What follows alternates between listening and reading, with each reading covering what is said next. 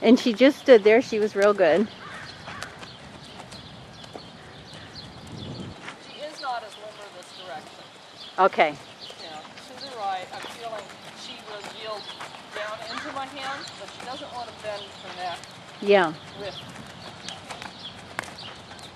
Yeah, I would think that neck may be out. I think it is. Just because the last few times I've saddled her. Well, and it really, it's interesting. Yes, we must pose. It's here to here. And it's right where her mane is. That last time. That, yeah, it's switched over, and that does make me think that it's not. And I was trying to get her to look at the saddle on this side, and she's obedient, but she's not soft. No. On this side. And I even got a cookie, and she could do it, but the way she did it, it wasn't. She was compensating. And I'm thinking, you know, there's this stuff called cranial sacral work that they're doing. I'm very interested in that for head shaking syndrome and stuff, because she kind of tends to be allergic and blowy and rubbing and.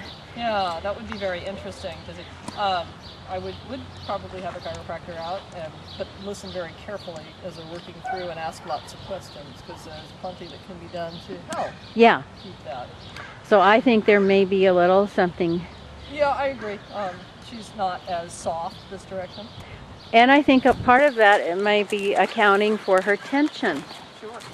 Oh yeah, if your neck is stiff. Yeah. Compensate in many ways. Now, she is dropping, which I like. Yes. And that's very nice. I said she's being obedient, which is wonderful. No. They're just going to roll bins and snore. Walk. And you'll move. She's awake.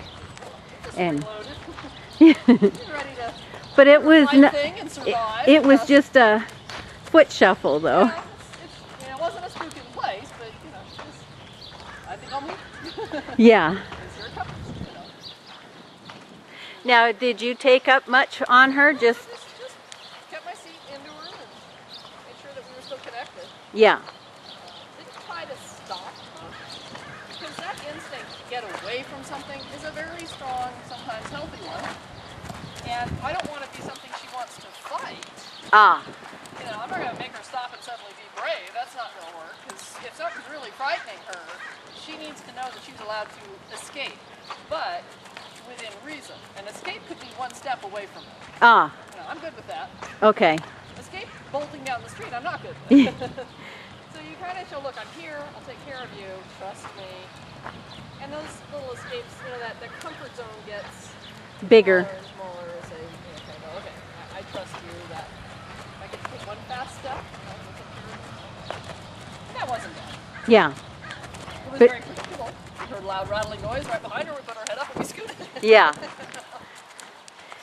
And you just kind of stayed with her mouth, but you didn't. It's real important you keep your seat deep, because if you get tense up here, you just became a mountain lion on her back. Oh my gosh, we have to outrun those too. Okay. So you don't want to be a bigger problem. Instead, you just sit into them and look. It's okay. I'm still here. I'll take care of it.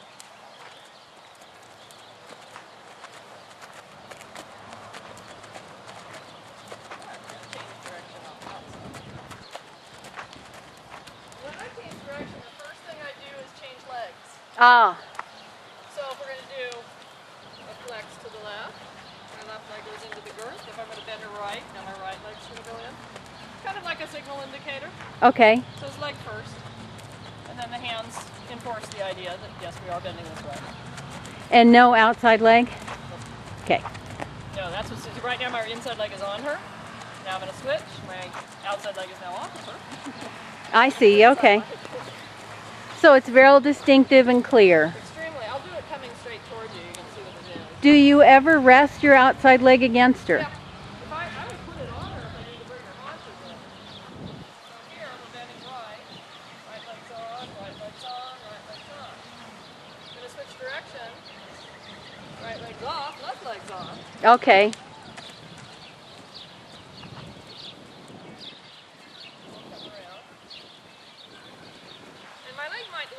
It isn't. I'm doing little nudges with my calf. Yeah. I'm kicking her, but I'm just letting her feel. kind of supporting her. Exactly. It's like somebody coming up and poking you in the ribs and giving you something to bend around. Yeah. We're going to make another one because that was really stiff. I could see her just... Her neck wants to bend to the left.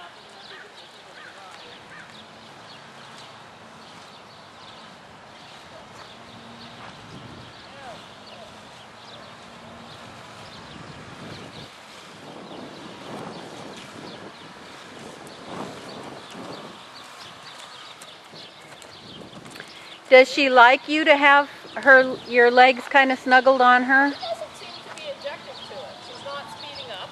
Okay. There's no tail ringing. That's usually the first sign you get besides a little tension. So it's just rubbing her, and that doesn't seem to bother her. Because I always like to ride with my calves kind of resting on them. It makes me feel better. I don't ride like this. Yeah. That scares them. I want them to know that's my leg. Yeah. And if it does touch them, it's not a big surprise. Yeah. It's like, oh, it's you.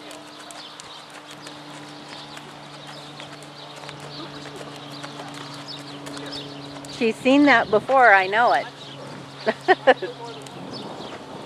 She's probably gone over there and... Like this, getting a nice walk. Uh-huh. Coming down. Stride feels pretty good. Ugh, that was a good flight. Mm-hmm. 5 or 6 strides. And her back feels loose right here. There's a nice swing to her back. Mm-hmm. And that's a good indication that we're relaxing and moving along. And that isn't. There it is. Went almost all the way around. So I'm letting her have a little bit longer rein because she's stretching down for the bit. That's encouraged like that. Mm-hmm. Until they start grabbing the bit and taking it to the ground and stretching their arms out of the sockets. Yeah. They're smart Alex about that. Sable was. Now here I'm starting to nudge with both calves, and they're alternating because I'm asking her to step out a little bit. So what I do, when her left shoulder goes forward, I'll nudge her a little with my right calf. When her right shoulder goes forward, I'll nudge her a little with my left calf. The whole reasoning behind that is to influence the hind leg. So I want to try and put my left leg on her right before that hind leg moves forward so she takes a very good step. Walk's the hardest gait to change because they always have 2 feet on the ground. Ah. You don't have a moment of suspension where they're off the ground at all in a walk. They're always anchored. So if you're going to manipulate it, you have to do it with the step that's about to happen. Okay.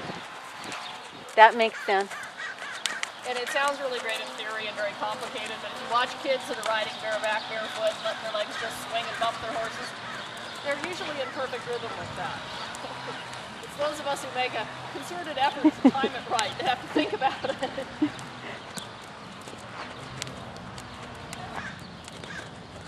Now, I like what she just did there. Even though her head popped up, I didn't pull her back right away. I just kept the seat and leg doing what we were doing. And her head came back down. Ah. That's nice. Now here it's wanting to stay up, so she's kind of looking over the horizon to see what's going on. Now,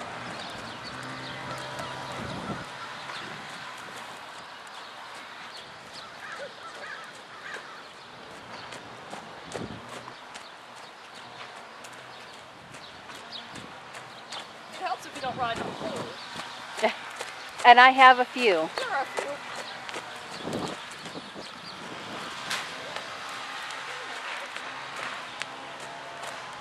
Now would be the time we're going to trim trees. No, I know. Waited. How is her trot? She's very inconsistent right now. Speeding up and slowing down and trying to figure out what it is I'm asking her to do. Which is why I went to posting, just to try to help her Find a rhythm. get a rhythm. Yeah. Exactly. At least one of us would have one. The wood chipper's helping a lot. Yeah. Oh, good. Yeah. Despite all of that, we went back to ramp.